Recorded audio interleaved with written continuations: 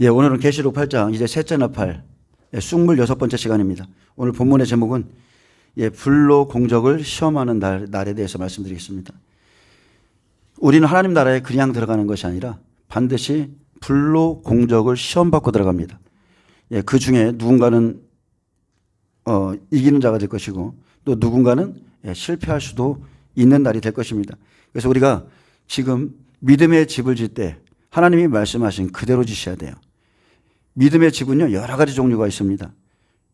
불로 공적을 시험하는 날 바로 불타버릴 것들이 있고, 그리고 불로 공적을 시험받아도 거기에서 금과 은과 보석처럼 조금 해는 받더라도 불 가운데서 구원받는 자들이 있거든요.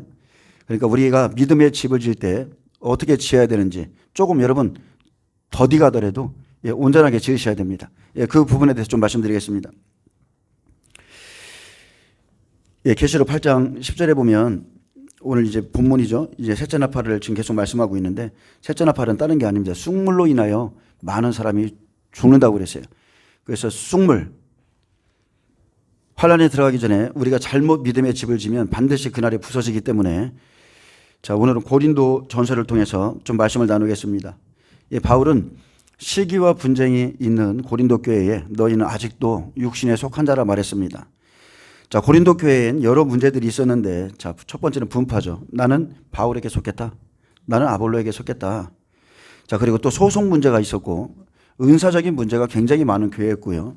또 결혼에 관한 것, 이혼, 그죠? 성만찬, 또 부활 등의 문제들로 인해서 심각한 갈등을 겪고 있었기에 바울은 그런 문제들을 해결하기 위한 실질적인 지침서를 제공하고자 이 편지를 썼습니다. 바울은 말했습니다.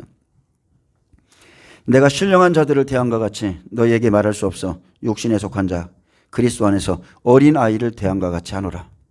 내가 너희를 젖으로 먹이고 밥으로 아니하였노니 이는 너희가 감당하지 못하겠음이거니와 지금도 못하리라.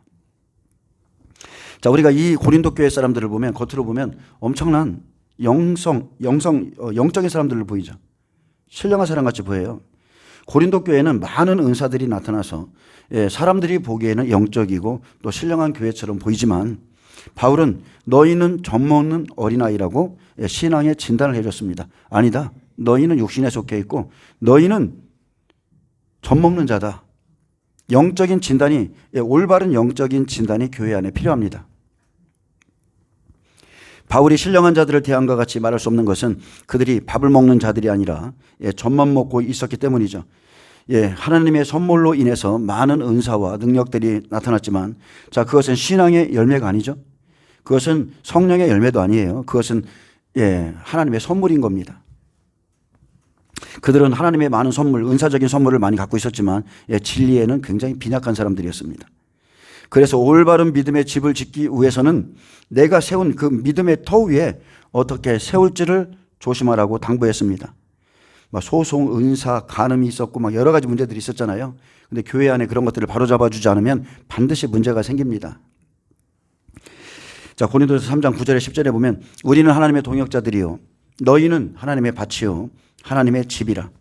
내게 주신 하나님의 은혜를 따라 내가 지혜로운 건축자와 같이 터를 닦아두매 다른 이가 그 위에 세우나 그러나 각각 어떻게 그 위에 세울까를 조심할지니라. 실상 바울은 모든 은사를 소유한 이 시대로 말하면 은사자입니다. 은사자 중에서도 은사자죠. 삼층천에 다녀왔고 모든 은사에 대해서 명확하게 기록할 만큼 모든 은사를 받은 분이에요. 근데 그는 은사적인 사람이었지만 이렇게 말했습니다. 나는 하나님의 동역자다. 그리고 나는 하나님의 동역자로서 믿음의 터를 말씀으로 잘 닦아두었다 하겠습니다. 그래서 시대마다 하나님의 집을 세우는 종들은요, 각각 어떻게 그 위에 세울까를 조심해야만 합니다. 에베소 2장 20절에는 너희는 사도들과 선지자들의 터 위에 세우심을 입은 자라 그리스도 예수께서 친히 모퉁이 돌이 되셨느니라. 하나님의 교회는 사도들과 선지자들의 터 위에, 즉 예수 그리스도라는 터 위에 세워져야 됩니다. 예수 그리스도 외에 다른 터 위에 세우는 교회는 이미 하나님의 교회가 아닙니다. 왜냐하면 교회는 그리스도의 피로 세운 곳이고요, 산 곳이죠. 그리고 그는 그의 진리의 말씀을 전파하기 위해서 세워졌기 때문이죠. 사도행전 20장 28절에 여러분은 자기를 위하여 또는 온 양떼를 위하여 상가라. 성령이 그들 가운데 여러분을 감독자로 삼고 하나님이 자기 피로 사신 교회를 보살피게 하셨느니라. 아멘. 그래서 감독자들, 하나님이 세운 사람들은요, 양떼를 위해서 모든 걸 상가해야 되고 자기 피로 사신 교회를 돌봐야 돼요. 교회라는 것은 성도 한 사람을 말하는 게 아닙니다. 예, 그 한 사람은 지체예요. 교회의 지체일 뿐이에요.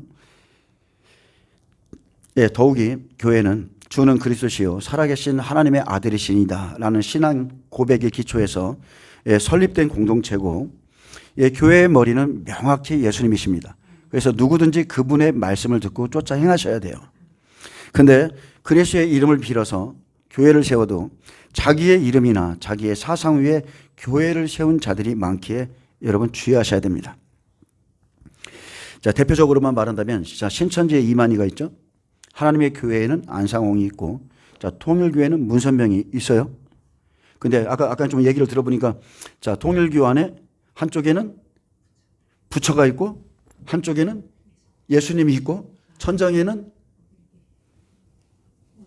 우길기가 있어요. 자, 어떤 통일교 어느 곳인지 모르겠지만 통일교 안에 그게 이제 저 화면으로 본 거죠. 어쨌든 섞였어요. 섞어찌개예요, 거기는. 자, 통일교회 문선명, 뭐 이미 우리가 잘 알다시피 JMS의 정명석, 그리고 다락방의 류광수, 제7일 안식교 예수재림교회, 만민중앙교회 이재록. 자, 이분도 귀신론에 대해서는 잘못됐죠. 자, 또 여호와의 증인이 있습니다. 그리고 구원파의 유병원, 이요한, 박옥서 등이 있고, 또 이것은 대표적인 분들이지만, 그죠? 그러나 기성교회 내에 우리는 이들은 이단이라고 하면서 기성교회 내에서 에큐메니칼 운동을 이끄는 분에 대해서는 아무 소리 않고 있어요. 에큐메니칼 운동, 교회 일치 운동, 그죠? WCC, WEA 이런 것들을 지금 연합한 그런 교회의 목사님들을 이단이라고 우리는 좀 정죄하지 않습니다. 그런데 이단입니다. 명확하게 따지면 이단이에요. 예수님과 지금 카톨릭 아니면 예수님과 다른 종교들을 섞어 놓은 것은 그것은 이단인 것입니다. 그리고 제가 댓글을 보니까 어떤 분이 제 댓글에 그런 말씀 하셨더라고요. 우리가 광화문 집회 때에 우리가 나라를 위해서 애국하는 건 좋은 것입니다. 우리 일제시대 때도 그랬고 뭐 6.25 때 그런 게 어디 있습니까? 막 그냥 나라 지키는데 바빴죠. 그러나 하나의 강단을 쓰면 안 되는 거예요. 아멘? 여기서 한쪽에서는 하나님 만세 해놓고서 그분이 부처님을 믿으니까 부처님도 만세. 여러분 그런 거는 없어요. 그것은 하나님을 모독하는 거예요. 천지를 창조하신 하나님을 그렇게 욕되게 하는 게 아닙니다. 그래서 그런 것들은 명확히 구분할 줄 아셔야 되고요. 자, 교회 일치 운동하는 자들도 우상 숭배자들인 겁니다. 명확하게 말하면 우상 숭배자들이에요. 벨리알과 우상과 벨리알은 절대, 그죠? 믿는 자와 믿지 않는 자는 절대 같이 할 수 없어요. 영적 지식이 없는 이들이 쉽게 이단의 그릇됨에 그릇된 가르침에 미혹되어 멸망하기에, 자, 여러분 스스로가 영적 진리로 무장하셔야 됩니다. 분명히 고린도후서 6장 7절에는 진리의 말씀과 하나님의 능력으로 의의 무기를 좌우에 가지라고 그랬습니다. 진리의 말씀, 의의 무기, 하나님의 능력으로 의의 무기를 가져야 우리가 영적 세계를 살아갈 수 있는 거고요. 자, 바울은 어떻게 하나님의 터를 따꿔놨습니까? 하나님의 은혜를 따라서. 아멘. 은혜가 그만큼 중요한 겁니다. 은혜를 따라서 교회의 터를 닦았습니다. 그리스도의 신분은 어디서 나와요? 그리스도의 신분은 어디서 나와요? 당연히 교회에서 나오죠. 왜? 교회가 그분의 몸이니까. 아담이 어디서 나와요? 하와가? 아담의 옆구리에서 나오는 거예요. 마찬가지입니다. 그리스도의 신분은 교회의 그분의 옆구리에서 나오는 거예요. 그는 믿음의 집 짓는 것을 지혜로운 건축자로 비유했는데, 바울은 자신이 교회의 터를 닦되 지혜로운 건축자와 같이 하였음을 증거하고 있습니다. 나는 지혜롭게 내 집을 짓듯이 그렇게 지금 건축하고 있다는 거죠. 자, 지혜로운 건축자는요, 첫 번째 하나님의 뜻을 잘 알아야 돼요. 그리고 그 뜻대로 행하는 일꾼을 말하는 겁니다. 하나님과 상관없는 집을 짓는 게 아니라 하나님의 뜻대로 방주를 지을 때도 모양과 규격대로, 아멘, 계시록에도 마찬가지죠. 하나님의 성전도 모양과 규격이 다 있어요. 그렇게 바울이 닦아놓은 믿음의 터 위에 다른 일꾼들이, 자, 시대적인 일꾼들이죠. 다른 일꾼들이 각각 어떻게 세울지를 상과 조심해야 됩니다. 자, 그리스도의 터전 위에 세워질 교회는 세우는 자에 따라서 그 건축 양식이 다르고 또 재료의 차이가 있으므로 빨리 세워질 수도 늦게 세워질 수도 있지만, 자, 중요한 것은 하나님께서 그 세우는 공력을 판단하실 때 불타 없어질 것이면 결코 안 된다는 것입니다. 어떤 사람들은 빨리 세워지는 것 같고 믿음도 빨리 자라는 것 같아요. 그러나 여러분, 그런 거 쳐다보지 마세요. 믿음은 절대 빨리 자라는 게 아니에요. 공력을 시험 받을 때마다 믿음이 조금씩 자라는 겁니다. 연단을 받을 때마다 잘못된 믿음들이 깎이고, 철이 철끼리 부딪히고 돌이 돌끼리 부딪혀야 돼요. 교회에 나가 있으면 부딪힐 일이 없거든요. 믿음 하나도 안 자라요. 교회 안에서 영적인 세계에서 부딪혀야만이 참된 믿음이 자라는 거예요. 자, 바울이 닦아놓은 터는 예수 그리스도로 말미암아 받은 말씀입니다. 이게 기초입니다. 그래서 터라는 것은, 자, 밑에 둔 어떤 것, 건물의 기초, 토대를 말하는데, 예수님은 내가 곧 길이요 진리요 생명이라 말씀하셨고, 자, 그 말씀을 그의 제자들이 받아 기록했기에 이 시대의 종들은 오직 성경 안에서 성령으로 깨달아야 된다는 거예요. 성경 안에서 성령으로 깨달아야 돼요. 성경은 제쳐두고 오직 기도함으로 성령 안에서 무엇을 받았다. 여러분, 다 진리로 갈 수 없습니다. 성령으로 깨닫되 오직 성경 안에서다. 말씀을 묵상하고 그리고 말씀을 읽고 성령님께 묻고 기도하면 반드시 성령께서 깨닫게 하시죠. 귀 있는 자는 성령이 교회들에게 하시는 말씀을 들을지어다. 깨닫게 하세요. 자, 믿음이 자라는 것을 집으로 비유했듯 복음 안에는 다양한 것들이 있습니다. 첫째, 구원관이 있죠. 오직 구원은 예수 그리스도로 말미암아.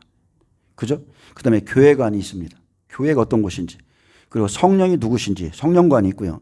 또 결혼을 어떻게, 그리스도인들이 결혼을 어떻게 해야 되는지 결혼관에 대해서 기록했고, 그리스도인들이 물질을 어떻게 써야 되는지 물질관, 그리고 또 우리가 어둠의 나라에서 빛의 나라로 옮겨졌기에 우리에게는 반드시 영적 전쟁이 있고, 영적 전쟁을 하나님의 전신갑주를 입고 치루라 하셨고, 그리고 주님 안에는 또 치유가 있습니다. 예수님 우리의 치유자죠. 여호와 하나님도 치유자시고요. 그리고 그분은 여호와 이레의 하나님, 준비하시는 하나님이시고 전지전능하시며, 또 그리고 이웃과 가정을 또 세우는 다양한 기초가 복음 안에 다 들어 있습니다. 예수님의 말씀 안에 다 들어 있어요. 그러므로 성경을 기초로 여러분 영적인 집을 잘 지어야 됩니다. 자, 주님은 성경을 통해서 여러 가지로 비유를 하거든요. 근데 나무로 사람을 비유하죠. 맹인의 눈을 떴을 때 무엇이 보이느냐? 나무 같은 것이 보입니다. 자, 거듭난 자들은 나무로 보이는 거예요. 나무는 다른 게 없습니다. 아름다운 열매로 그 나무가 어떤 나무인지를 안다고 그랬어요. 좋은 무화과, 나쁜 무화과, 그리고 좋은 포도, 그리고 들포도, 들포도를 맺고 이렇기 때문에 무조건 나무나 이런 것들은 열매로만 보고요. 자, 성을 쌓을 때는, 자, 믿음을 또 성으로 비유하는데, 성은 벽돌로 하나하나 세워져야 되죠. 교회가 이와 같은 겁니다. 성도 하나가 지체가 되어서 하나는 눈의 역할을 하고 발의 역할을 하고 입의 역할을 하고, 그러면서 이 모든 지체들이 세워지는 게 교회고요. 예수께서 또 방주, 또 배, 이런 것들로 믿음을 비유할 때, 자, 배를 움직이는 키는 말에 있죠. 그래서 지도자의 말에 의해서 이 배가 유람선이 될 수도 있고 전투선이 될 수도 있고, 아멘? 그렇게 될 수 있는 거고, 근데 배 안에는 반드시 뭐를 칠해야 돼요? 세상에 물이 들어오지 않도록, 교훈이 들어오지 않도록 반드시 역청을 칠해야 되고, 마지막 때는 그물을 바다에 치고, 자, 바다에 있는 물고기들 잡죠. 은혜 시대입니다. 자, 걷어낼 때 보니까 뭐가 있어요? 좋은 물고기가 있고 아주 못된 물고기가 있다고 그랬어요. 예수님은 마태복음 13장에 네 부류의 사람들이 있다고 그랬죠. 밭에 대해서 설명했어요. 봐라, 길가밭이 있다, 돌짝밭이 있다, 가시떨기밭이 있어, 그리고 옥토가 있어. 교회 안에는 이런 사람들이 있다. 아주 마음이 딱딱하게 굳은 사람이 있고, 굳어진 마음으로 말씀을 받는 사람들이 있고, 그리고 옥토가 되어서 무슨 씨든지 하나님의 말씀이 떨어지는 순간에 즉시 싹을 내고 이렇게 좋은 땅이 있다, 이렇게 말씀하셨고, 그리고 그 옥토에서만, 좋은 땅에서만 100배의 믿음의 사람, 60배의 믿음의 사람, 30배의 믿음의 사람들, 즉 성소, 지성소, 그죠? 성소와 지성소의 신앙인들이 탄생할 거다, 나올 거다, 그렇게 말씀하신 거고, 우리가 세 가지로 비유할 때는 우리가 항상 믿음은 세 부류예요. 성경에서 말하는 믿음은 무조건 다 세 부류입니다. 지성소 신앙, 성소 신앙, 뜻 신앙, 영, 혼, 몸. 영혼, 영혼 육이죠. 그러니까 영의 사람, 혼의 사람, 육의 사람이 교회 안에 존재하고, 아비의 믿음을 가진 자가 있고 청년의 믿음을 가진 자, 그리고 아이의 믿음을 가진 자가 있죠. 그리고 남자가 있고요. 자, 여자가 있습니다. 여자의 머리는 남자예요. 그리고 또 여자가 낳은 자손들 있죠. 남자, 여자 자손의 믿음이 있고, 또 마태복음 7장에 보면 자, 반석 위에 지은 집이 있고 모래 위에 지은 집도 있어요. 그래서 집을 세우는 자는 금이나 은이나 보석이나 또 나무나 풀이나 짚을 재료로 삼듯이, 그래서 믿음의 집은 다 다르다는 거예요. 특히나 교회마다 주의 종들이 가진 영성과 그 사람들에 의해서 믿음의 집은 아주 다양한 재료로 세워집니다. 근데 불로 공적을 시험하는 날까지 각각의 믿음대로 세우기 때문에 어떻게 세울까를 조심하라고 그랬어요. 조심하라. 지금은 어떻게든 세우고 이게 믿음의 집인 것 같지만 비가 내리고 창수가 나고 바람이 불어서 그 집에 부딪히면 그날에는 실제 그 사람의 믿음의 정체가 나타난다는 거죠. 믿음의 집은 다 다릅니다. 불로 공적을 시험하는 날까지 그냥 각각의 믿음대로 세우고 자기가 믿음 있는 줄 생각하고 있지만 그날에는 믿음의 종류가 있기 때문에 바로 불로 하나님이 그것을 시험하신다고 그랬어요. 이스라엘 백성들도 광야 40년 가나안 땅에 들어갈 때 다 시험받았습니다. 그의 마음이 어떠한지 다 시험받았어요. 마태복음 13장, 하나님의 밭에는 4가지 유형의 사람이 있습니다.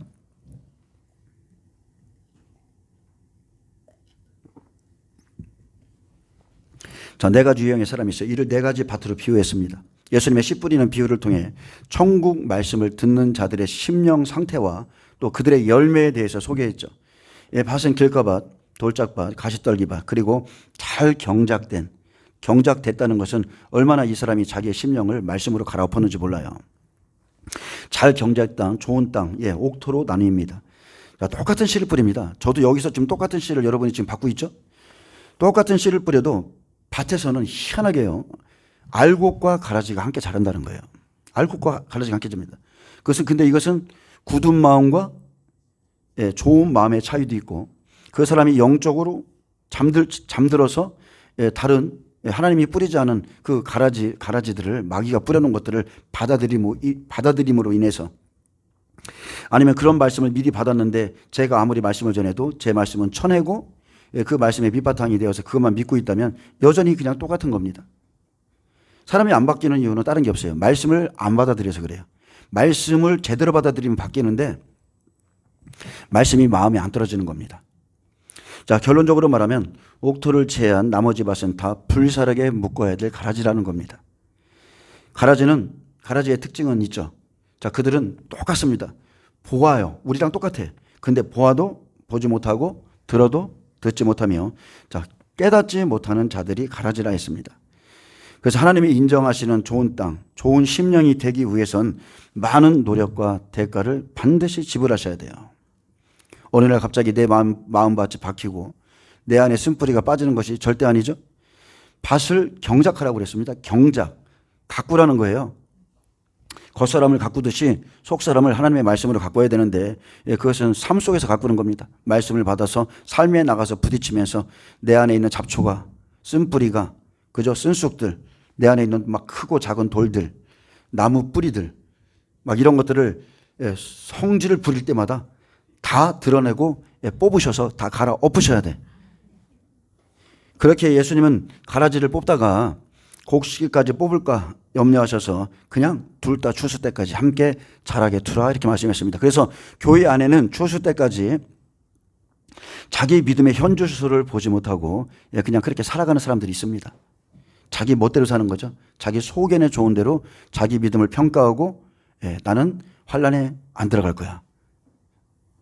하여튼 그런 분들이 있습니다.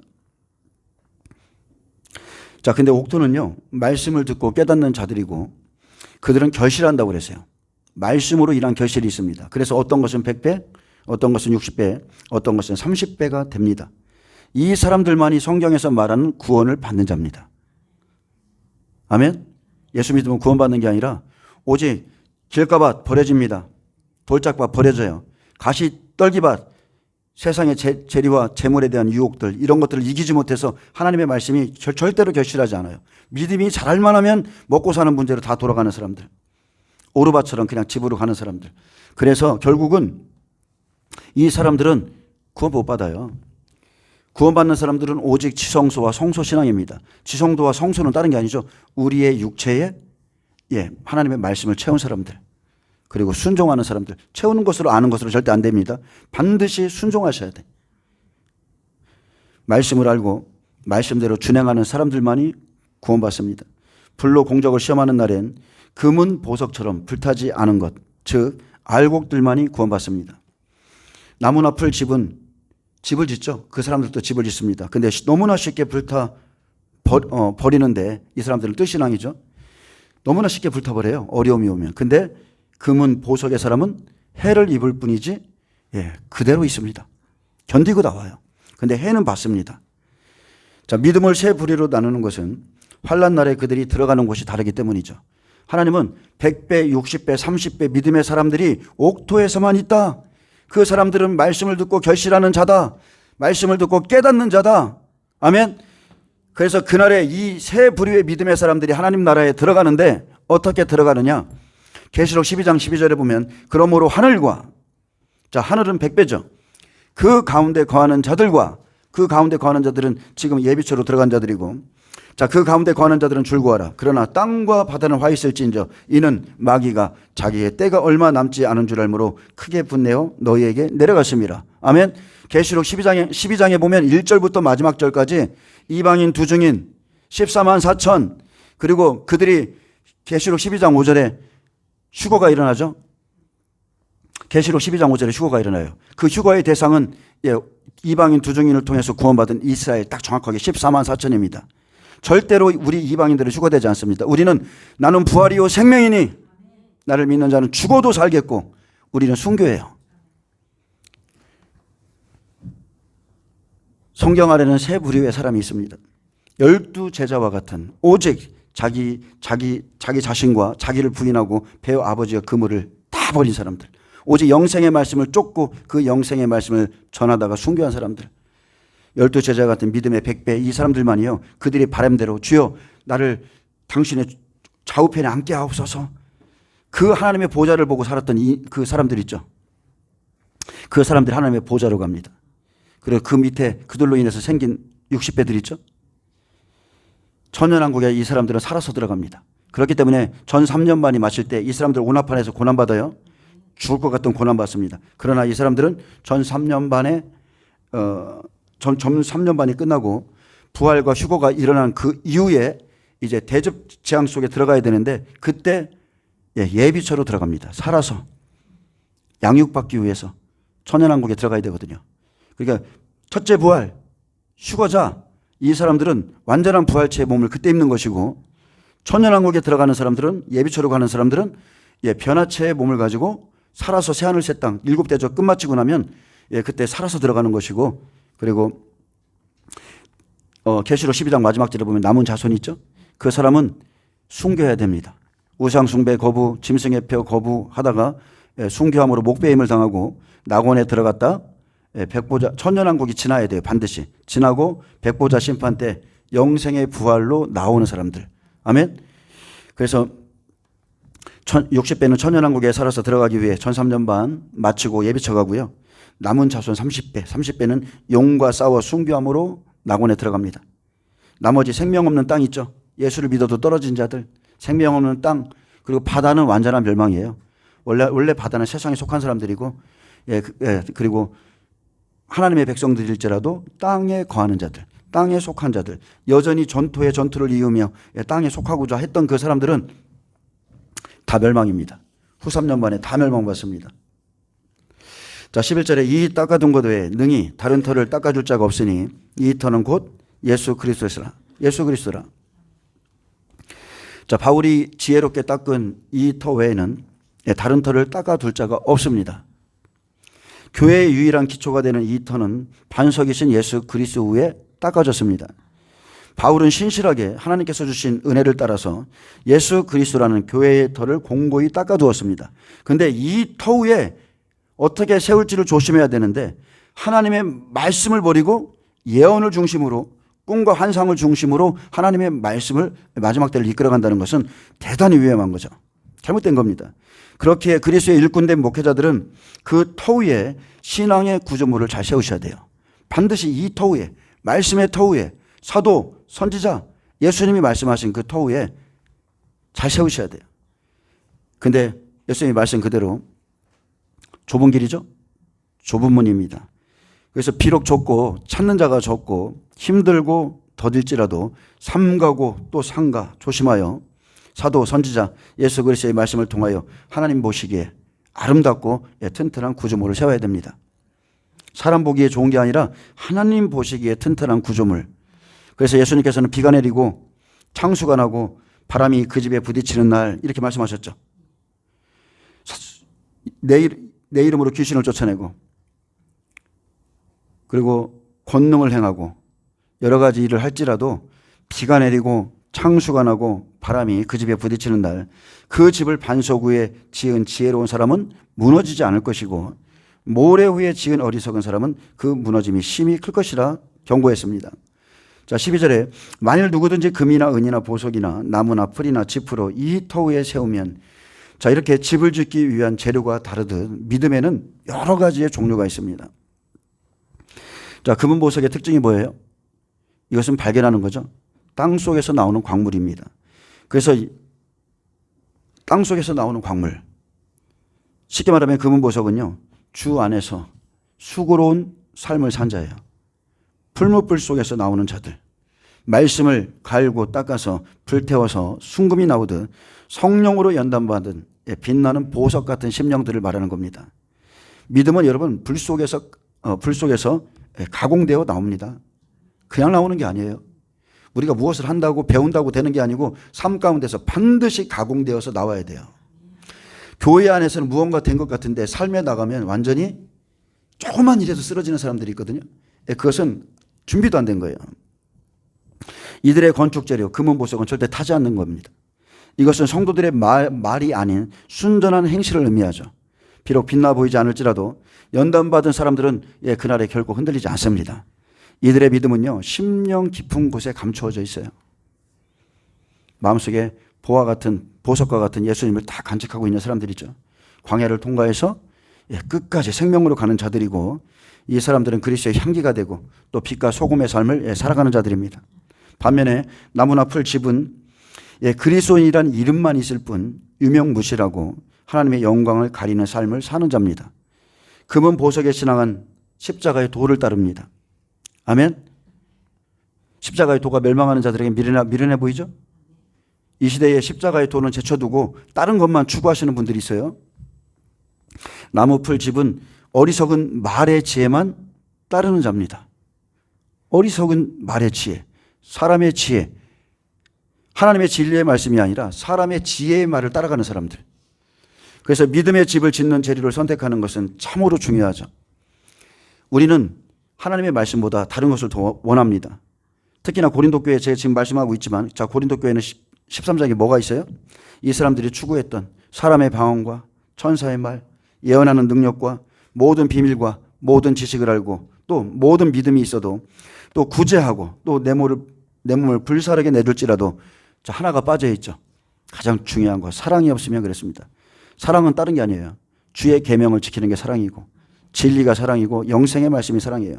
사랑이 없으면 이런 모든 것을 할지라도 내가 아무것도 아니고 아무 유익이 없고 그냥 소리나는 구리와 울리는 꽹과리일 뿐입니다. 시끄럽습니다.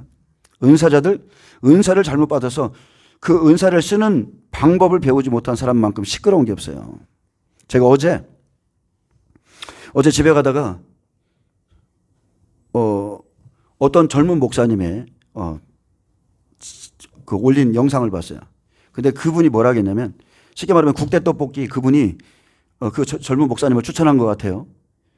왜? 애국운동 하니까. 애국운동하니까 그 교회를 추천했는데 그분이 우리 교회는 오지 마십시오 이렇게 이제 영상을 올렸더라고요. 그러니까 2달 전부터 은사를 가진 자들이 들어와서 하나님이 성령님이 다 이 교회로 가라겠어요? 목사님은 하나님이 크게 쓰신답니다. 하나님이 이렇게 말씀하셨어요. 2달 동안 무지하게 어렵게 하셨나 봐. 그분은 진리의 터위에 하나님의 교회를 세우고 싶은데 어서 들었다 보았다. 이렇게 말씀하셨네요. 이렇게 말씀하셨네요. 아주 엄청 고생하신 것 같아. 혹시 여기 갔다 가신 분 아닌지 모르겠어. 오지 말라고 그래. 오지 말라고. 오지 마라. 이런 분들은 우리 교회의 특성을 모르면 오지 말라고 올리신 거예요. 영상을. 말씀의 길로 가야 되는데 매일 들었다 보았다. 어지럽습니다. 교회가. 자, 금은보석이죠. 금은보석. 우리는 금은보석 같아. 사람들이 보기에는 신령해 보여. 근데 요새는 짝퉁금이 많다는 거. 예? 요새는 금값, 은값이 하도 치솟아가지고 아주 중국놈들이 짝퉁을 많이 내보내가지고 금은방 하시는 분들이 엄청나게 애를 먹고 있어요. 이렇게 금과 은에 아주 옛날에는 그냥 대충 은박이나 뭐 금박 이런 것을 입혀서 했는데 지금은 아주 이 측정하는 기계까지 속일 정도로 반드시 100개 내서 잘라보지 않으면 모를 정도로 그렇게 입혀가지고 완전하게 속인다고 그래요. 이처럼 믿음에도 짝퉁이 있다. 금처럼 보이는데 금박이야. 은처럼 은가 같았는데 막 100개 보니까 아니야. 많습니다. 예언합니다. 선지자 노릇합니다. 능력도 행해요. 믿음 있는 척해도 하나님의 뜻을 모르면 다른 길로 가는 것이고 예레미야 애가 4장 1절처럼 그날에 눈물 흘리는 날이 온다는 거예요. 여러분 사람은 속여도 하나님 못 속여요. 절대 못 속여요. 못 속입니다. 자, 예레미야 애가 4장 1절에 보면 슬프다. 어찌하여 금이 빛을 잃고 어찌하여 순금이 변하고 성전 돌들이 거리 어기마다 흩어졌는가 이렇게 말했습니다. 환란이 오면 바벨론에 의해서 예루살렘이 멸망하듯이 멸망을 당하지 않으리라 그렇게 믿었던 이 시대의 종들과 성도들이 비참하게 될 것이라는 거예요. 변하지 않는 가치의 대명사는 순금이죠. 근데 그날에 들어가니까 순금인 줄 알았는데 순금이 변질된 것처럼 환란 전에는 믿음이 있어 보였는데 아니라는 거죠. 그래서 여러분 믿음의 틀을 잘 세우셔야 돼요. 자기를 아는 것은 굉장히 중요합니다. 그렇지 않으면 나무가요 자라면 자랄수록 문제가 생기는 거예요. 여러분 정말 저도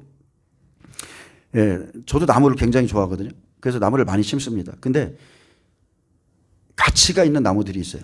그러니까 새끼 때부터 삐뚤어지고 구부러진 것은 자라면 자랄수록 그 모양이 더 커지는 거예요. 근데 작아도 모양이 수형을 잡은 것은 크면 클수록 아름다워지는 거죠. 그렇듯이 털을 잘 세워야 돼요. 나무 모양이 이상하다. 잘라낼 거는 과감하게 잘라내야 돼. 균형을 잡으려면 과감하게 잘라내야 돼요. 자, 금은보석은 생명으로 가는 자입니다. 자, 불로 심판 때에 찌꺼기가 다 빠지죠. 이 사람들. 그리고 온전한 것만 남는 사람들이고 또 창세기 1장 10절에 나오듯 나무나 채소, 풀. 쉽게 말하면 나무나 채소, 풀은 육의 사람들을 위해서 준비된 거죠. 육으로 사는 자. 공적을 시험하는 날에 타서 없어지면 해를 받습니다. 타서 없어지면 그걸로 끝인 거예요. 끝입니다. 자, 이 사람들을 이런 것들을 다루는 도구로는 뭐 도끼도 있고 돌도 있고 그리고 낫도 있습니다. 곡식을 벨려면 낫이 있어야죠. 그래서 도구가 있어야 돼요. 불도 도구입니다. 자, 3장 13절 보겠습니다.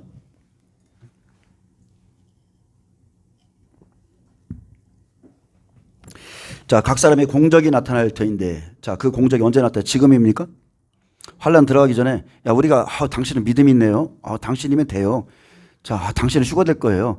자, 주의 종들이 그렇게 쉽게 말하는데, 자, 여러분 보세요. 각 사람의 공적이 나타날 때인데, 언제 나타난다고요? 그날이라는 거예요, 그날. 그 날이 공적을 밝히리니, 이는 불로 나타내고, 자, 불시험이 있습니다. 그 불이 각 사람의 공적이 어떠한 것을 시험할 것입니다. 누구든지 공적을 밝히는 그날까지 자기 믿음을 절대로 과신하면 안 되죠. 왜냐하면 사람에게 인정받는 게 아니라 하나님께 인정받는 거니까. 그래서 아직 각 사람의 공적을 밝히지도 않았는데 우리는 환란을 보지 않는다. 내가 휴거될 것이라고 믿는다 해서 여러분 휴거가 되는 게 아닙니다. 절대 아니에요. 그런 믿음의 근거는 아주 잘못된 거예요. 아주 잘못된 겁니다. 성경에서 말하는 휴거자는 계시록 12장 5절에 이스라엘 14만 4천밖에 없어요. 계시록 7장 4절에 나오는 이스라엘 14만 4천, 그 사람들만이 하나님이 말하는 휴거자입니다. 이방인 100배 죽고 3일 반 후에 첫째 부활에 살아나면 하늘에서부터 이리로 올라오라 하면 그 사람들과 함께 휴거되는 자는 이스라엘 14만 4천밖에 없어요. 성경을 정확히 보셔야 됩니다. 그날 불로 각 사람의 공적을 시험하는 날이 옵니다. 그래서 우리는 그날을 위해서 지금 믿음의 집을 준비하는 거예요. 그래서 우리가 짓는 이 믿음의 집이 다른 사람들보다 더 힘든 겁니다. 남들이 즐길 때, 남들이 평안하다 할 때, 남들이 주님을 찬양하고 노래할 때 우리 마음에 한편에 근심이 있잖아요. 그런데 여기서 그날이라는 것은 하나님께서 온 인류를 심판하시는 최후 심판의 날이고, 그날 심판의 도구는 불입니다. 노아의 때는 물이었지만 마지막 때는 불입니다. 불은 그날에 있을 하나님의 심판을 의미하는데, 자, 계시록을 보니까 뭐가 있어요? 검과 흉령과 사망과, 그죠? 전염병과 짐승들을 너희에게 보낼 거라고 그랬어요.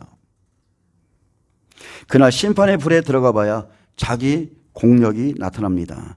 무엇으로 믿음의 집을 쌓았는가? 하나님의 말씀하라는 것을 내가 지금 지키고 있는가? 마지막 환란의 때를 위해서, 격전의 날을 위해서 너희에게 준비하신 것을 여러분 지키고 있습니까? 그 하나님의 말씀은 다 내버리고 내 마음대로 집을 짓고 있다는 것은 나무와 풀과 칡과 같은 믿음이라는 거예요. 불이 공력을 시험하는 것이지 지금 사람들의 말이나 사람들의 인정으로 되는 게 아니라는 겁니다. 하나님께 인정받는 것은 오직 하나예요. 불시험을 이기는 자들입니다. 이기는 자, 욥과 같이 이기는 자, 다니엘 같이 이기는 자, 다니엘의 세 친구 같이 이기는 자, 오직 이기는 자예요. 그래서 계시록 7장에 하나님의 보호자 앞에 서 있는 자들은 모두 큰 환란을 통과한 자라고 기록되어 있습니다. 그날에는 사람들이 행한 모든 일과 은밀한 것들이 낱낱이 드러나서 선악간에 판별이 있을 것이고, 양과 염소, 알곡과 가라지가 확연히 구별되듯 모든 사람들이 의인과 악인으로 구분됩니다. 의인 중에서 악인을 갈라내는 날이죠. 불로 각 사람의 믿음을 시험하는 날, 악인은 영원한 형벌에 처해지고 의인들은 영생에 들어갑니다.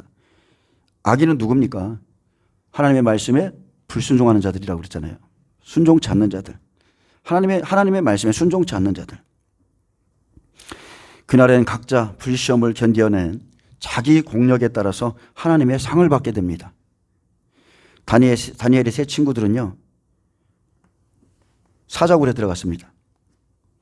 다니엘은 또한 7배나 더 뜨거운 풀무불에 들어갔습니다. 왜? 우상숭배를 거부했거든요. 이렇게 자기 공적을 시험받는 날, 불 가운데서 건짐을 받는데 그들의 믿음이 어떠했음을 다 드러내는 날이죠. 우리가 사자굴에 들어갈지라도 우리 하나님의 능히 우리를 구원하실 것이다. 그러나 그날에 그리 아니하실지라도 우리는 이 길을 택하겠다 그랬잖아요. 그들의 믿음의 현 주소가, 공적이 어디에 있는지를 다 나타내죠. 근데 자신은 구원은 받되 불 가운데 받은 것 같으리라. 이 말씀이 우리에게도 마지막에 적용됩니다. 그냥 되는 게 아니에요. 지금 현재 구원받은 모든 사람들이 교회에 나와서 하나님께 막 영광을 돌립니다. 하나님 감사합니다. 하나님 예배를 흠양하십시오. 막 이러면서 감사를 드리죠. 근데 이 감사와 영광이 평안할 때의 믿음, 내가 원하는 것이 이루어질 때의 믿음, 내게 하나님께서 좋은 것들을 주셨을 때에 욥에게 많은 소유물을 둘러주신 것처럼 그럴 때의 믿음이면 절대 안 된다는 거예요. 그의 믿음, 그의 감사를 시험하는 그날에 욥과 같이 한순간에 내 소중한 것을 빼앗겨보고 잃어봐야 진정한 믿음을 그날에 볼 수 있는 겁니다. 여러분, 불 속에 들어가야 진정한 믿음을 볼 수 있습니다. 물 속에 들어가야 자기 살자고 남 붙잡고 못 가게 하잖아요. 물 속에 들어가면 나 살고 너 죽자. 완전히 그렇게 되는 거예요.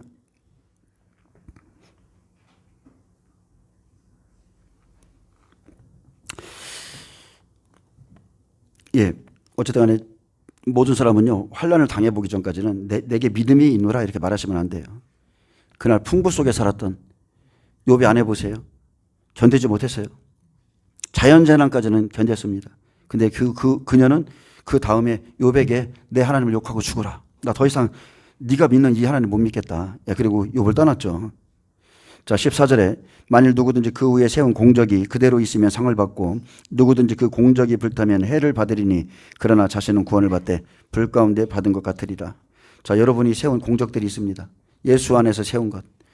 제가 엊그저께 두아디라 교회에 대해서 말했지만 두아디라 교회에서 그저 사랑, 믿음, 섬김 여러 가지 일을 했지만 그것이 그들의 공적이거든요.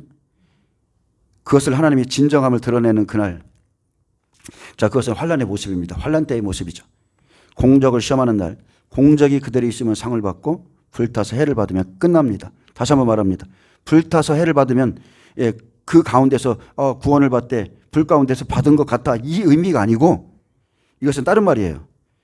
쉽게 말하면, 자, 만일 누구든지 그 위에 세운 공적이 그대로 있으면 상을 받고 누구든지 그 공적이 불타면 해를 받으리라. 여기까지가 끝이에요. 아멘. 그대로 있으면 상 받고 불타면 화를 받는다는 거예요. 자, 그러나 자신은 구원을 받되 이 자신은 구원을 받는 사람들이 어떤 사람이에요?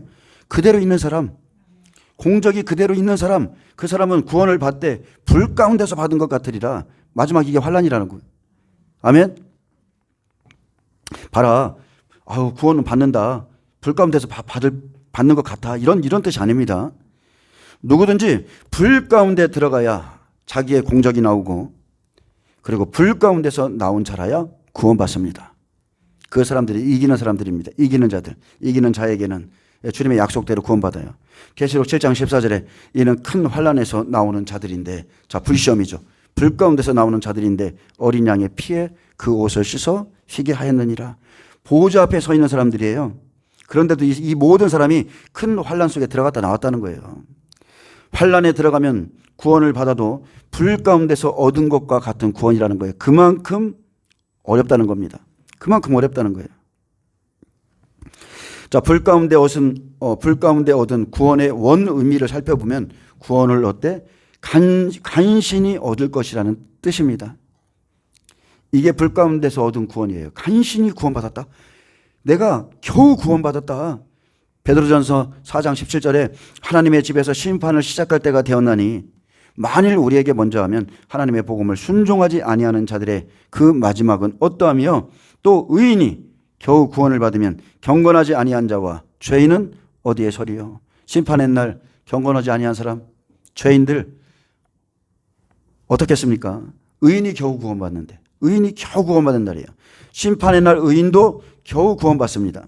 불에 의해서 자신의 공력이 탈 때 그 사람은 마치 불타고 있는 목조 건물로부터 사람들이 뛰쳐나오듯이 그 불꽃으로부터 도피해 나옵니다. 그 목조 건물의 주인이 재산상의 손실을 입었듯이 자신의 공력이 불타버린 사람은 일평생 쌓아올린 자신의 모든 수고가 헛것으로 돌아가고 많은 해를 입습니다. 그래서 기근을 내리는 것도, 그들이 의지하는 양식을 끊는 것도 그때 보는 거예요. 그때. 그 사람들은 자기들이 의지하는 양식, 자기들이 의지하는 집, 이런 것들을 하나님이 만약에 빼앗아가면 원망하고 하나님을 떠나겠죠. 욥은 안 그랬어요. 사탄은 욥의 모든 소유가 하나님이 울타리로 둘러주셔서 저 사람이 아직도 버티고 있다 이렇게 말하지만 하나님은 아셨거든요. 욥의 마음의 진실함을. 이렇게 자신이 쌓아오는 공력이 타버릴 때, 완전히 다 타버릴 때 원망하거나 배도하고 또는 미혹에 빠져서 하나님을 떠나는 사람이 아니라 그 가운데서도 진실한 믿음의 사람만이 구원을 얻게 됩니다. 욥은 환난의 날에 그가 일평생 세웠던 그가 세운 공적이 불타지 않았고 자신은 구원을 받았지만 불 가운데서 받은 것 같았습니다. 욥기 1장 10절에 주께서 그의 집과 그의 모든 소유물을 울타리로 두르심 때문이 아니니까 주께서 그의 손으로 하는 바를 복되게 하사 그의 소유물이 땅에 넘치게 하셨음이니이다. 이제 주의 손을 펴서 그의 모든 소유물을 치소서. 많은 사람들이 그럴 거예요. 누가 잘 되면 저 사람 꼭 사탄의 같은 마음을 가져가지고서 저 사람 뭐 때문에 그래? 뭐 때문에 이렇게 말할 수 있어요. 근데 자, 그의 모든 소유물을 치소서. 그리하시면 틀림없이 주를 향하여 욕하지 않겠나이까? 여호와께서 사탄에게 이르시되 내가 그의 모든 소유물을 다 내 손에 맡기노라. 다만 그의 몸에는 내 손을 대지 말지어다. 아멘. 사탄이 곧 여호와 앞에 물러가니라. 자, 이 명령을 받고 사탄이 나가서 욥의 모든 소유물을 치고 그가 세워놓은 모든 공적을 다 쓰러뜨리죠. 또 욥기 2장 5절에 말합니다. 이제 주의 손을 펴서 그의 뼈와 살을 치소서.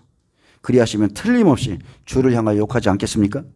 여호와께 사탄에게 이르시되 내가 그를 내 손에 맡기노라. 다만 그의 생명은 해하지 말지니라. 자, 오나팔이 시작되죠. 몸은 치는데 생명을 건들지 말라고 명령하는 것이 오나팔이거든요. 그래서 하나님께서 욥의 믿음을 칭찬하셨는데 환난의 나라야 욥의 믿음의 근거가 더욱더 진실함이 드러났죠.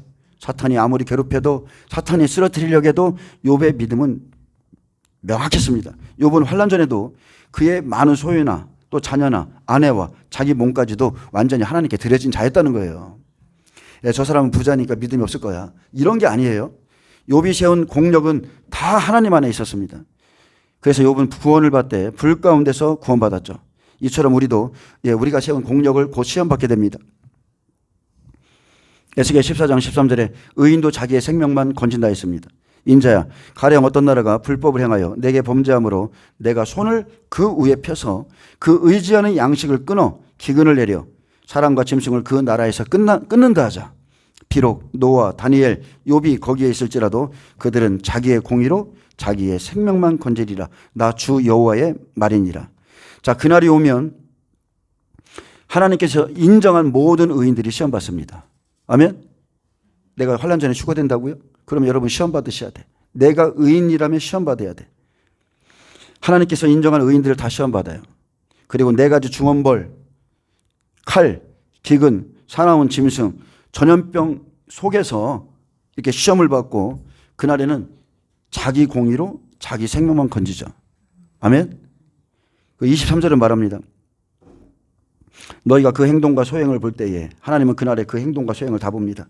그들에 의해 위로를 받고 내가 예루살렘에 행한 모든 일이 이유 없이 한 것이 아닌 줄을 알리라. 주 여호와의 말씀이니라. 여러분, 다른 말 할 거 없어요.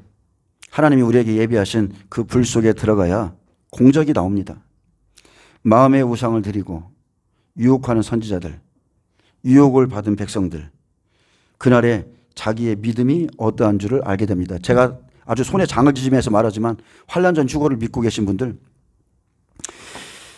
그날에 자기의 믿음이 어떠한 줄을 알게 될 거예요. 지금 그 사람들은 유혹을 받은 백성들이에요. 유혹을 받은 백성들. 에스겔 14장 9절은 말합니다. 만일 선지자가 유혹을 받고 말을 하면 나 여호와가 그 선지자를 유혹을 받게 하였음이거니와 내가 손을 펴서 내 백성 이스라엘 가운데서 그를 멸할 것이라. 선지자의 죄악과 그에게 묻는 자의 죄악이 같은즉 각각 자기의 죄악을 담당하리라. 아멘. 이게 하나님의 뜻입니다. 유혹하는 자나 유혹을 받는 자나 하나님 앞에서는 똑같다는 거예요. 자, 그리고 공적에 대해서 공적이 불타면 해를 받고, 그리고 공적이 불타지 않고 그대로 있으면 자신은 구원은 받되 불 가운데서 받은 것 같다. 딱 이렇게 말씀하신 후에 그 다음에 우리가 이제 잘하는 말씀. 내가 교회다. 이렇게 말하는 사람이 있어요. 이 말씀을 가지고 착각이죠. 자, 그 다음에 16절 말씀입니다.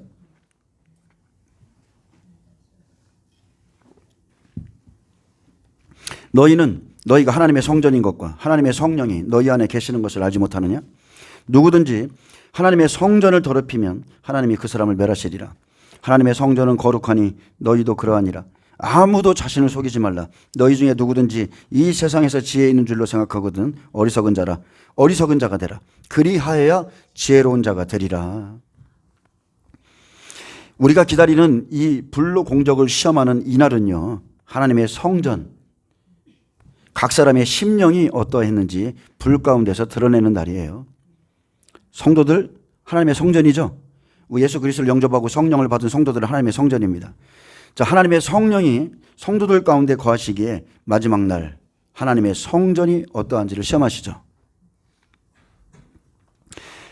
교회에서부터 시작해요. 하나님의 성전을 시험해요. 아멘. 자, 여러분 두 가지가 있습니다. 교회 안에 거하시는 성령. 아멘. 교회 안에 거하시는 성령은 무슨 의미냐면, 교회는 예수님의 몸이에요. 예수님의 몸은 이미 그분의 몸은 성전이셨어. 아멘.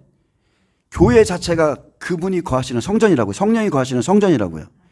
그리고 적게는 그 교회 안에 들어와서 예수 그리스도의 복음을 받아들이는 개인의 성전을 또한 개인의 몸을 또 성전이라고 합니다. 성령의 전이라고 그러죠. 그러니까 예수님의 몸은 교회고 성령이 거하시는 교회고 예수님의 몸, 좀 말이 헷갈리네. 제가 좀 다시 읽어드릴게요.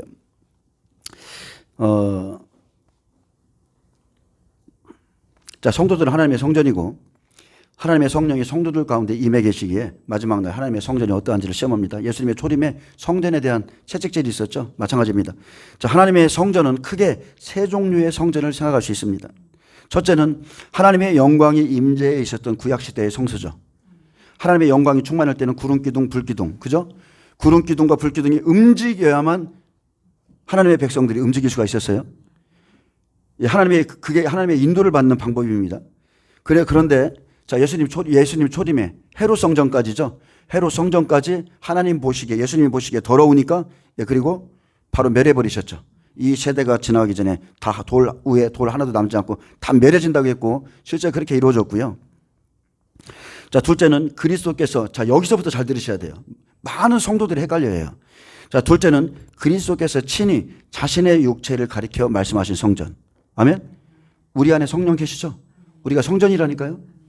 그리고 셋째는 이것을 모르는 거예요. 셋째는 하나님의 성령이 거하시는 오늘날의 교회를 말하는 거예요. 교회는 예수님의 몸이에요. 성령이 거하시는 곳이라는 뜻이에요. 그래서 교회 안에는 성령이 교회들에게 하시는 말씀을 들을지어다. 아멘. 우리의 몸만 성전이 아니라 예수님의 몸인 교회는 성령님이 계시고 성령님은 교회들에게 말씀하고 계시다는 거예요. 여러분, 구약은 모든 것의 그림자죠. 구약은 모든 것의 예표예요. 첫사람 아담도 오실 예수님의 모형이고 예표라고 그랬어요. 그래서 이 중에 구약 시대의 성도는 영적 성소인 신약 시대의 교회를 대표하는 그림자에 지나지 않는다는 거예요. 창세기에 나오는 에덴 동산도 교회를 예표하잖아요. 구약 시대의 성소는 교회를 대표하는 그림자에 지나지 않는데, 자, 이스라엘 백성들이 지금 믿는 하나님과 우리가 믿는 하나님은 틀리죠. 아멘. 지금 이스라엘이 한일회 때 삼성전을 세우려고 하는 이유는 예수님을 인정하지 않거든요. 예수님을 인정하지 않기 때문에 여전히 삼성전을, 율법성전을 세우려고 하는 거예요. 여호와 하나님, 그분이 예수님이신데 육체를 입고 오신 예수님은 인정을 않잖아요. 마태복음 16장 8절에 말했습니다. 너는 베드로라. 내가 이 반석 위에 내 교회를 세우리니 음부의 권세가 이기지 못하더라. 자, 앞으로 예수님이 세우고자 하는 게 뭐예요? 교회예요? 성전이에요? 교회예요. 바울의 1차 전도여행, 2차 전도여행 가서 뭐를 세웠어요? 교회를 세웠어요? 예배당을 세웠어요? 교회를 세웠어요. 성전도 세우지 않았어요. 다 교회를 세웠어요. 예수님은 사마리아 여인에게 말했습니다. 아버지께 참되게 예배하는 자들은 영과 진정으로 예배 드릴 때가 오나니 곧 이때라 그랬죠. 야, 봐라. 사마리아 산에서도 아니고 예루살렘에서도 아니고 이제 이때라 이렇게 말씀하셨어요. 왜? 사마리아 산, 우상 숭배하는 곳, 예루살렘의 성전, 타락해서 하나님이 멸망시킬 것이고 예수님의 성전이니까. 아멘. 자, 이 곧 이때라고 계시해 줬고요. 베드로에게 뭐라 하겠습니까?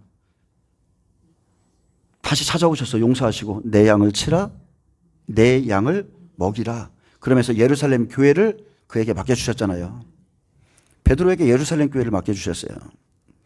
예수님께서 이 반석 위에 내 교회를 세우리라 하신 것처럼 교회는 그리스도께서 머리가 되시고, 아멘. 골로새서 1장 18절에 말합니다. 그는 몸인 교회의 머리시다 그랬어요. 또한 터전이 되기 때문에 교회를 이루고 있는 구성원들은 당연히 공동체죠. 예수 그리스도와는 서로 불가분의 관계라고 할 수 있습니다. 이처럼 예수 그리스도와 한 몸을 이룬 성도 개개인은 단순히 하나의 자연인이 아니라 하나님의 주권이 인정되는 하나님의 것이고 또한 하나님의 영이 거하시는 처소가 되는 겁니다. 자, 그러므로 성도의 영혼을 더럽히고 온 교회의 질서와 윤리를 물랑케 하는 악행, 그리고 거짓 교리의 가르침, 거짓 선지자들의 가르침은 성령을 거스르는, 다시 말하면 하나님의 권위를 업신여기는 아주 큰 죄악에 해당된다는 거예요. 바울은 에베소서 2장 20절부터 23절에 다음과 같은 말을 했습니다. 성도들은 사도들이 닦은 터 위에 세워진 건축물이다. 모퉁이 돌이신 그리스도를 중심하여 건축물은 서로 연결되어 성전이 되어간다 그랬습니다. 내가 성전이 아니라 연결되어서 성전이 되어가는 거예요. 나는 아주 작은 분량의 지체일 뿐이에요. 왼쪽 눈만 갖고 살 수 있어요? 다리도 없이? 조금 지체인 거예요. 그런데 이러한 역사는 전적으로 하나님의 성령께서 배후에서 역사하시기 때문에 될 수 있는 거고, 그러므로 하나님은 성령이 거하시는 자신의 성전을 더럽히면 그 사람을 멸하실 것이라고 경고했습니다. 어디에서요? 하나는 교회에서, 하나는 자기의 생활 가운데서, 몸 안에서 죄를 지으면 반드시 그 사람을 멸하실 거라고 경고했습니다.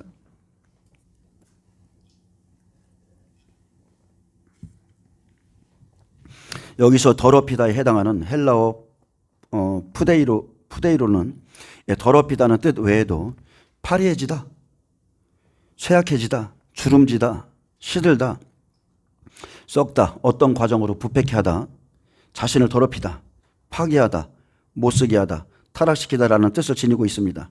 자, 그러므로 누구든지 하나님의 성전을 더럽히면 그 결과로 하나님이 그 사람을 멸하시리라 말씀했는데, 여기서 바로 멸하시리라는 단어가 여기 더럽히다는 단어와 똑같은 단어예요. 즉 멸하신다는 것은, 그 사람을 멸하신다는 것은 그 사람의 영이 쇠약해지고 파리해지고 시들고 자신을 더럽히도록 그냥 내버려 두셔서 결국 마지막 날에는 그 사람을 멸하시겠다는 뜻입니다. 아멘. 그러므로 예수님의 몸된 교회를 온갖 거짓과 악한 말과 방탕함으로 더럽히고 부패케 하는 자뿐이 아니라 고린도 교인들처럼 교회의 분열을 초래하고 파괴에 일조하는 자들도 하나님의 징계를 면치 못합니다. 이러한 일들을 행하는 자들은 성령이 거하시는 자기 몸을 더럽히는 것이고 또 스스로 심판을 자초하는 것입니다. 그래서 교회를, 주님의 몸된 교회를 멸시하는 자들은 그를 죽은 자 가운데서 살리신 하나님과 성령님을 모독하는 행위를 하고 있는 겁니다. 이 시대에 특히나 교회를 갖다가 예배당 하면서 예배당과 교회를 헷갈려하는 사람들 있죠. 교회라고 했다가 예배당이라고 했다가, 어떤 때는 자기 마음대로 불러요. 교회 안에서 예배하는 것이지 교회를 예배당이라고 부르면 절대 안 되는 거예요. 그럼 성막에서 예배하니까 성막도 예배당이라고 불러야지. 안 그래요? 성수도 마찬가지잖아요. 나 오늘 예배당 갔다 왔어. 이렇게 말해야지. 이렇게 말하는 것이 하나님을 모욕하는 거라고요. 왜 하나님의 성전을 더럽혀서는 안 되는가? 그것은 하나님의 성전이 거룩하고 성별된 곳이기 때문입니다. 그런데 이 시대는 이걸 잃어버렸어요. 이 시대는 인터넷 예배를 드려. 자기가 섬기는 구별된 장소도 없어요, 교회가. 그리고 그것이 무슨 새로운 트렌드인 것처럼 그렇게 드리면은 우리 교회는 돈을 안 받고 조금 괜찮아 보이고, 근데 가장 많이 돈 받는 교회들이 다 그 교회야. 인터넷으로 후원 계좌를 올려놓고 얼마나 많은 성도들이 있어요, 그죠? 인터넷 예배. 앞으로는 AI 인공지능으로 드릴 겁니다. 사람들이 가상의 공간에서 모여가지고. 제가 제일 짜증나는 게 뭔지 알아요? 저는 저에게 어떤 분들이 말씀을 보내줄 때 제가 전하는 복음에 대해서 자기들의 견해를 보내주는 분들이 있어요. 근데 그 사람들이 성경을 가지고 제가 말하는 것에 대한 어떠한 부분이 이해가 되는데, 이해가 안 되면 그것을 누구에게 묻냐면 그것을 가지고 성령님께 나가서, 성령님, 이 목사님이 말한 게 맞습니까? 이렇게 물어봐야 되는데, 챗 GPT에게 물어봐서 걔가 정리해 주는 걸 가지고 저한테 보내주고, 또 하나는 다시 그러면은 여기서는 이렇게 될 수 있지 않느냐? 챗 GPT한테 또 물어보죠. 가설을 세워서 또 물어보면 걔는 당연히 거기에 대한 답변을 주죠. 그리고 가설이 나와. 진리를 찾고 구하고 그것을 믿고 따라가는 것이 아니라 이렇게도 생각할 수 있다, 이렇게도 생각할 수 있다. 챗 GPT가 그 사람의 신이 되어 있다니까요. 목회자들의 신이 챗 GPT예요. AI예요. 성령님께 안 물어. 갑자기 목사님 설교가 좋아졌어. 다 챗 GPT에게 이것 좀 만들어줘. 어이가 없죠. 어이가 없는 겁니다. 하나님 앞에 큰 범죄하는 거예요. 다른 신이에요, 다른 신. 교회에서 무릎 꿇고 하나님께 나가서 물어보고 이 진리가 맞습니까? 이렇게 해야 되는데 너무나 쉬운 길을 택하죠. 이런 가설을 세워도 되겠다. 여기 이건 이렇게 해도 되겠다. 걔는 답변을 다 해준다니까. 아주 전 3년 반을 가서 후 3년 갖다 받쳐놓고 다 깨어가지고 얼마나 많은 것들을 만들어내는지 몰라요. 그거 빨리 멈추셔야 됩니다.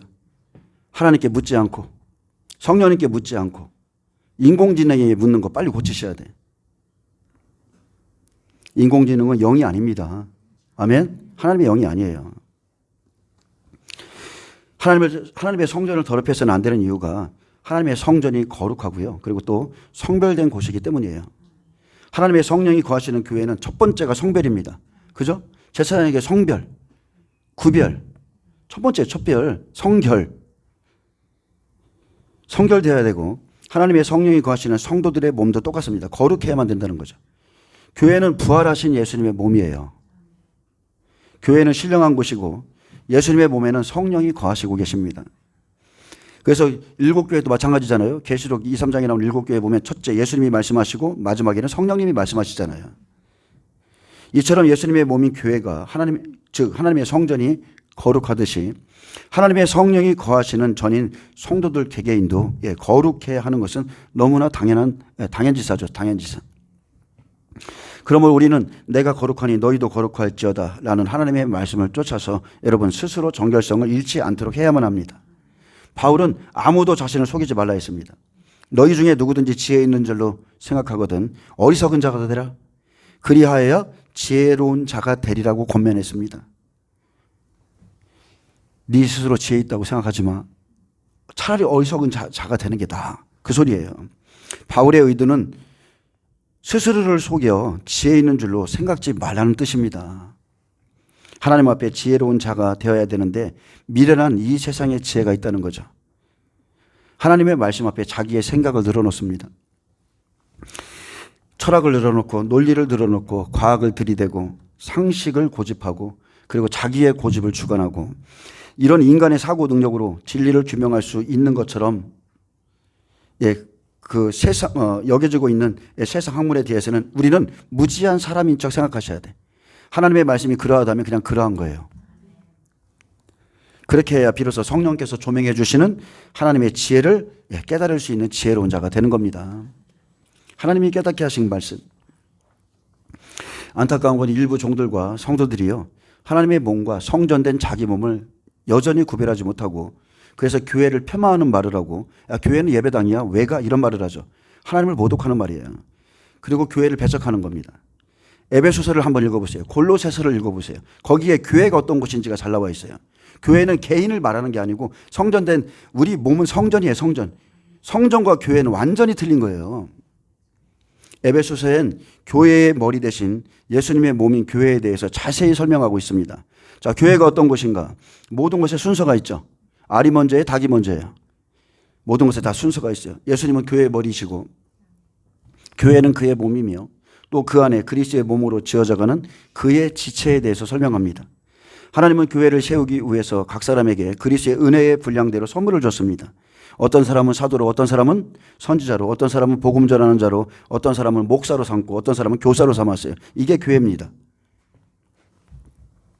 그리고 이 교회는요, 에덴 동산은 똑같습니다.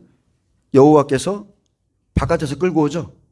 아담의 그 옆구리로 갈비뼈로 하를 만들어서 예수님께 교회 안에다 데려다 놓는 거예요. 아버지께서 이끌지 않으면 내게 올 자가 없다고 그랬어요. 교회는 그런 곳이에요. 그리고 그들로 하여금 사도, 선지자, 복음 전하는 자, 목사, 교사, 특히나 교회 안에는 목사와 그렇죠 교사들이 있죠. 그리고 그들로 하여금 성도를 온전하게 하여 봉사의 일을 하게 하며 그리스도의 몸을 세우라고 명령했습니다. 그 결과로 모든 사람이 다 하나님의 아들을 믿는 것과 올바로 믿게 되죠. 또 아는 일에 하나가 되어 온전한 사람을 이루어 그리스도의 장성한 분량이 충만한 데까지 이르르니 이는 우리가 이제부터 어린아이가 되지 아니하여 사람의 속임수와 아멘. 여러분 말씀을 배우면요 사람의 속임수에 안 빠져요. 어린아이가 되지 아니하여 사람의 속임수와 간사한 유혹에 빠져 온갖 교훈의 풍조에 밀려 요동하지 않게 하려 함이라 그랬습니다. 아멘. 그래서 가르침을 받아야 되는 거예요. 오직 사랑 안에서 참된 것을 하여 범사에 그에게까지 자랄지라. 그는 머리니 곧 그리스도라. 그에게서 머리죠. 그에게서 온 몸이 각 마디를 통하여 도움을 받음으로 연결되고 결합되어 각 지체의 분량대로 역사하여 그 몸을 자라게 하며 사랑 안에서 스스로 세우느니라. 아멘. 성도는 교회가 아니에요. 성도 개개인은 교회라는 말을 쓸 수가 없어요. 그냥 벽돌 한 장인 겁니다. 벽돌 한 장. 성을 세우는 벽돌 한 장처럼 교회의 하나의 조그만 정과 같은 지체일 뿐이에요. 에베소서에는 우리에게 주신 영적인 소유에 대해서 말합니다. 우리에게 하나님께서 창세전부터 예비하신 어떤 소유가 있다고 말해요. 그리고 우리의 영적인 위치에 대해서 말합니다. 여러분이 만약 학생이면 어느 어디 학생이라고 말하죠. 직장을 다녀도 나 지금 어디 직장 다닙니다 말하죠. 영적인 위치가 있는 거예요. 똑같습니다. 영적인 출생. 너희가 어떻게 났는지, 허물과 죄로 죽었던 너희를 살리셨다. 예수님의 피로. 그리고 하나님이 너희를 어떻게 안치셨다.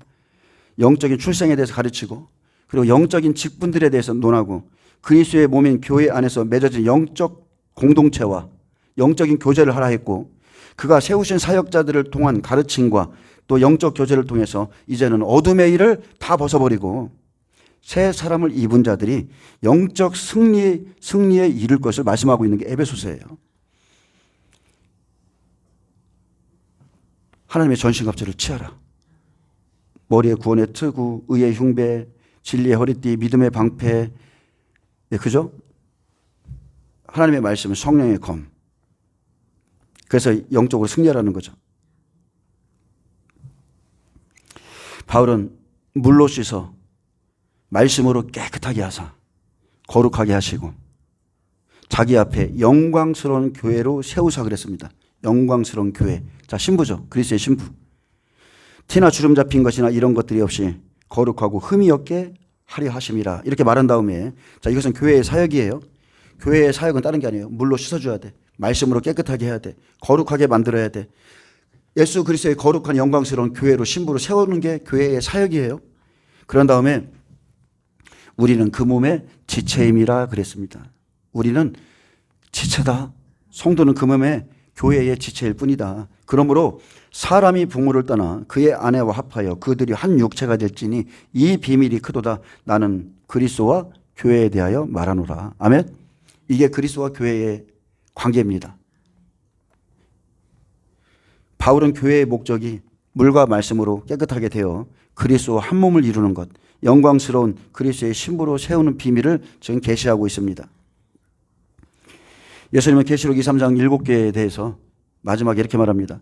시작은 예수님이 말씀하시고 마지막에는 귀 있는 자는 성령이 교회들에게 하시는 말씀을 들을지어다 그랬습니다. 교회 안에는 예수님 계시죠. 불꽃 같은 눈으로 교회 안에 모든 걸 다 살피고 계세요. 그리고 이곳에는 성령이 말씀하고 있습니다. 예수님은 교회에 대해서 말씀합니다.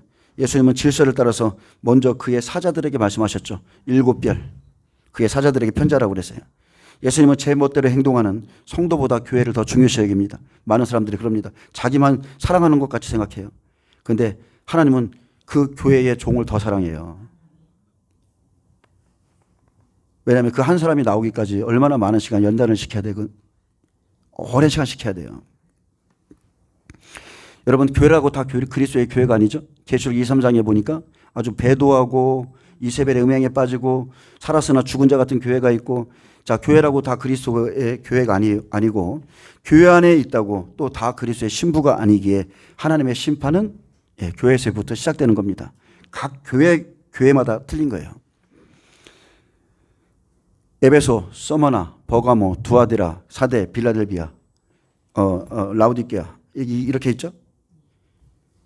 이 교회 안의 영적인 상태는 다 틀려요. 그리고 회개할 거 회개하라고 그랬고 칭찬할 거 칭찬해 주셨는데, 여러분, 교회 밖의 사람들은 말할 것도 없어요. 두말할 것도 없습니다. 다 심판의 대상입니다.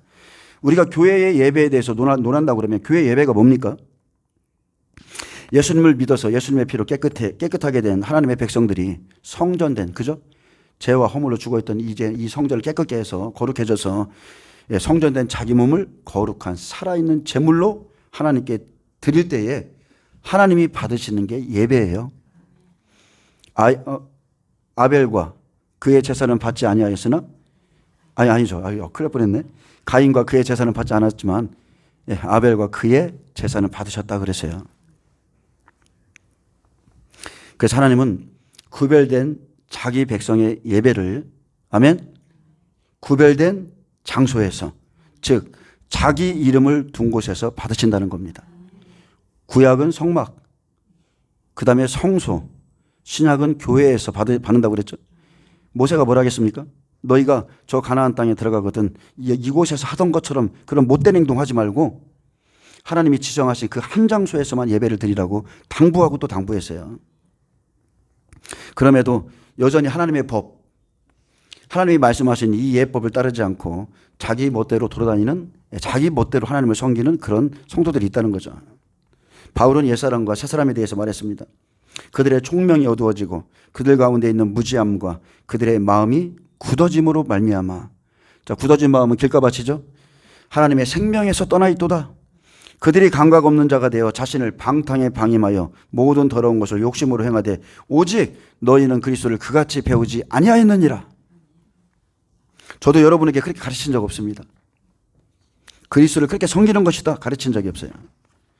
진리가 예수 안에 있는 것 같이 너희가 참으로 그에게서 듣고 또한 그 안에서 가르침을 받았을진데 너희는 유혹의 욕심을 따라 썩어져가는 구습을 따르는 옛사람을 벗어버리고 오직 너희의 심령이 새롭게 되어 하나님을 따라 의와 진리의 거룩함으로 지으심을 받은 새 사람을 입으라 했습니다. 새 사람, 심령이 새롭게 되어야 돼요. 무지함 또 굳어진 마음으로 자기 고집과 지혜로 살아가다 멸망당하는 사람들은 너무나 많습니다. 그들의 지혜는 무지입니다. 그리고 자기 고집이죠. 그 고집이 자기를 멸망시키죠. 왜? 그 고집은 우상숭배거든요. 자기를 고집하는 게 우상숭배예요. 바리새인들이 그랬고 서기관들 다 그랬습니다. 자, 어떤 목사님의 설교를 제가 듣게 되는데 그분의 댓글에 달린 것을 글을 보았어요. 자, 그분이 교회를 지금 교회에서 실속한 사람들에 대한 말을 했는지 뭔지 하여튼 좀 그랬던 것 같아요. 근데 제가 잠깐 댓글을 봤습니다. 서너 개의 댓글이 달려 있었는데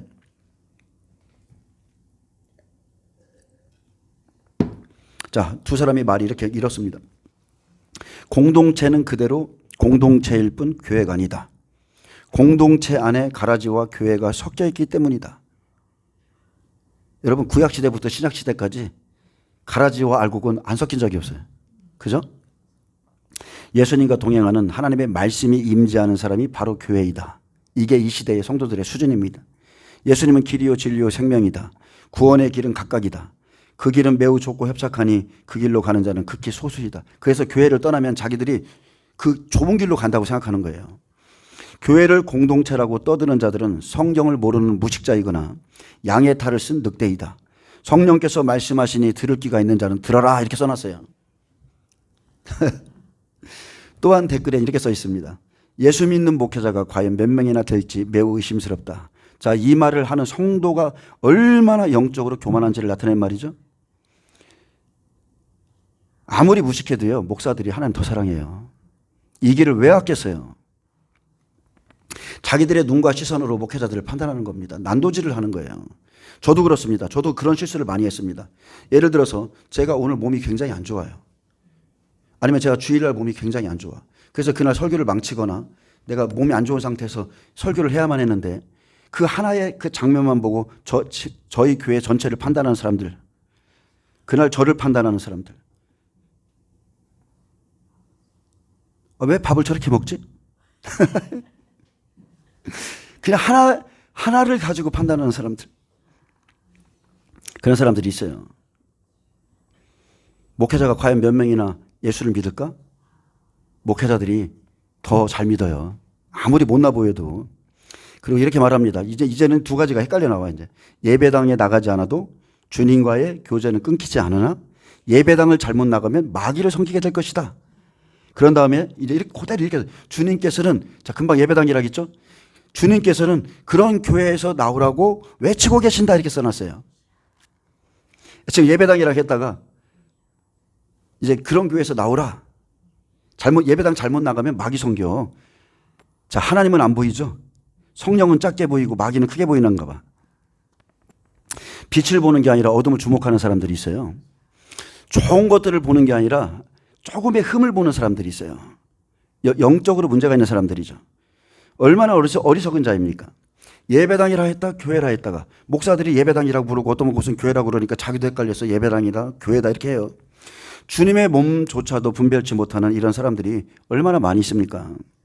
잘못 나가면 마귀를 섬기게 될까봐 예배당에 안 나간다고요? 공동체 안에 가라지와 교회가 섞여 있어 공동체가 아니라고요? 여러분, 그러나 예수님은 그것을 교회라고 부르고 계세요. 오히려 그 사람이 교회를 나가면 그 교회가 어지러워져.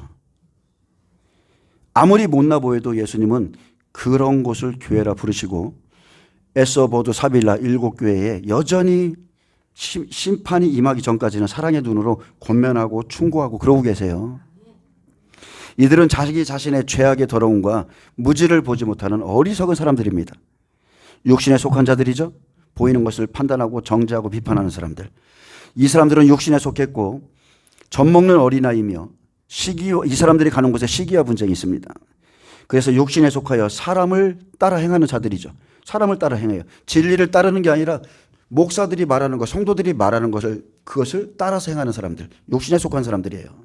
자신만은 깨끗하다 믿고 믿음이 있는 것처럼 착각해도 예수님의 몸과 분리된 사람들은요, 이미 주님과 아무 상관이 없는 사람들이에요.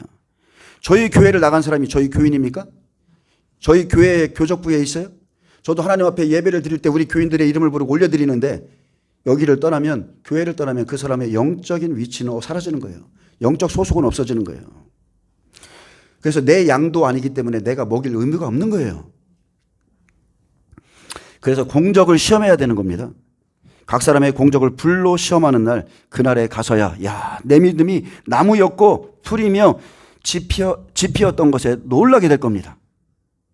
자기 자신도 놀라고, 그래도 저 사람은 믿음 있는 줄 알았는데 서로가 놀라는 거예요. 서로가. 아우, 당신이 아니면 어떻게 휴가 됩니까? 아우, 당신, 서로가 칭찬했는데 그날에 가니까 자기가 나무고 풀이고 지피고 한순간에 다 타버려요. 교회는 개인의 몸이 아니라 여러분 그리스도의 몸이에요. 그러므로 그의 신부는 교회 안에 존립합니다. 교회 안에 존립해요. 모든 서신서의 대상을 보세요. 7별이죠. 교회라는 거예요. 교회. 7교회를 보아도 얼마나 많은 문제와 부조리가 있었습니까? 아주 7교회 읽어보면, 지금 고린도 교회를 읽어보면 여러분 이 안에 보세요. 별 사람 다 들어있다니까요. 그럼에도 이 세상에서 유일하게 생명이 있는 곳이 교회라는 거예요. 유일하게 생명이 있는 곳. 주님은 7별을 붙잡고 계시고, 그리고 금 촛대 사이를, 교회 사이를 거니시는 분이에요. 그날 그는 좌우의 날 성검을 가지고 교회를 책망하시고, 불꽃 같은 그의 눈과 발은 악인을 향해 있지만 그들에게 회개를 권면하고 계시고, 또 7영과 7별을 가지신 하나님께서는 계속해서 교회들에게 성령을 통해서 말씀하고 계십니다. 예수님은요, 모든 교회를 진단하고 계세요. 그리고 각 교회에 회개할 것을 촉구하시고 잘하는 것을 칭찬해 주시고, 그리고 구원에 이르도록 우리에게 준비시킬 말씀을 다 주셨습니다. 교회는요, 다른 말 할 거 없습니다. 그의 피로 구속을 받은 자들이, 즉 죄인들이, 부족한 자들이, 연약한 양떼들이 모여서 서로 그냥 지체를 이루면서 한 분 예수님을 바라보는 것이 교회예요. 예수님만 바라보는 것. 그리고 이렇게 실망스러운 댓글이 있었는데, 그 중에 어떤 청년이 이런 글을 썼어요. 정말 내가 봤을 때 참 지혜로운 청년인 거예요. 이 청년은 교회에서 시험에 들어서 교회를 떠나려고 그랬는데, 그러면서도 그 고비를 잘 넘긴 거죠. 자, 교회는 결코 완벽하지 않다. 그럼에도 주님은 그 공동체를 여전히 교회라 부른다. 요한계시록 2, 3장에 등장하는 교회들 대부분이 심각한 문제를 안고 있었음에도 예수님은 그들을 버리지 않으셨다. 성경은 구약부터 신약까지 공동체에서 스스로 갈라져 나가는 모습을 긍정적으로 말한 적이 없다. 광야에서도 진 끝에 있던 자들이 심판을 받았고, 그죠? 진영 끝에 따라오다가 잡족들 같은 사람들 있잖아요. 뒤처진 자들 다 심판받았습니다. 그리고 요한일서엔 분명히 말하죠. 그들이 우리에게서 나간 것은 본래 우리에게 속하지 아니함이라고 그랬어요. 교회 안에 있지만 진리에 속하지 않은 사람들, 우리에게 속하지 않은 사람들은 여전히 나간다는 거죠. 그리고 교회 안에서 의견 차이는 있을 수는 있어도 공동체 없는 신앙은 성령이 말하는 그리스도인의 모습은 아니다. 하나님은 이스라엘 백성도 민족 전체를 구원하셨고요. 다 끌고 나왔어요. 구약도 신약도 마찬가지입니다. 교회는 그리스도의 몸이기 때문이다 그랬어요. 공동체 없는 신앙은 존재하지 않는다. 왜? 교회는 그리스도의 몸이니까. 몸에는 팔, 다리, 그죠? 이 하나하나에 모든 게 다 붙어 있는 거예요. 저는 청년으로서 교회 안에 부조리와 상처에 분노했던 시간들이 있었습니다. 그럼에도 교회를 떠날 수 없었던 이유는 결국 제가 바라보아야 할 분은 사람이 아니라 예수님이었기 때문입니다. 교회는 거듭난 사람들만의 모임이 아니며 변화되어 가는 사람들의 공동체입니다. 이 세상에는 완벽한 교회가 없다는 사실이 오히려 더 교회를 붙들어야 될 이유가 됩니다. 아멘? 이 시대 교회로부터 멀어지게 하려는 사탄 마귀의 전략에 빠져서 믿음의 손해를 보지 않으시길 바랍니다. 하나님의 계산은 언제나 틀리지 않습니다. 마귀는 특히나 주님의 재림을 기다리는 자에게 더더욱 미혹의 물을 먹이죠. 쑥물을 먹여서 예수님과 분리되도록 그들을 빼내가고 다른 말씀으로 다른 말씀을 주어서 준비하지 못하게 만들죠. 당신에게는 당신의 교회 안에는 당신을 옳은 길로 인도할 하나님과 일하는 동역자들이 있습니다. 바보 같아 보여도 하나님과 그 사람들은 하나님과 일하는 동역자들이에요. 그리고 하나님의 밭이요 하나님의 집인 당신의 마음에 어떤 터를 세우고 또 세웠는가를 여러분 스스로 살피셔야 돼요. 아멘.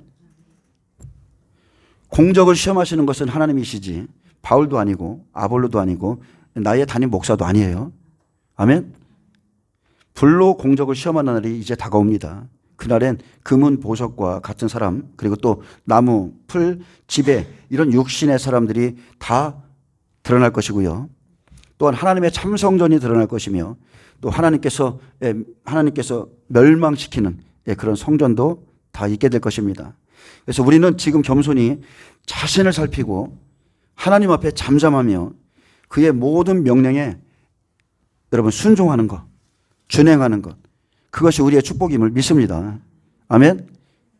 그게 지혜예요. 사사로이 하나님의 말씀 가지고 바리새인들처럼 내가 조금 아는 지혜를 가지고 계속적으로 반문하고 대적하는 것이 아니라 그 말씀이 순종하는 것이 자기 영혼을 살리는 유일한 길입니다. 기도하겠습니다. 주님 감사합니다. 하나님 우리의 믿음이 금과 은이나 보석같이 되길 원합니다. 주님께서 불로 공적을 시험하는 날 우리가 다 함께 불 가운데서 구원을 얻는 자가 되게 하여 주시옵소서. 감사하며 예수님의 이름으로 기도합니다. 아멘. 하나님께 영광 박수 올려드립니다.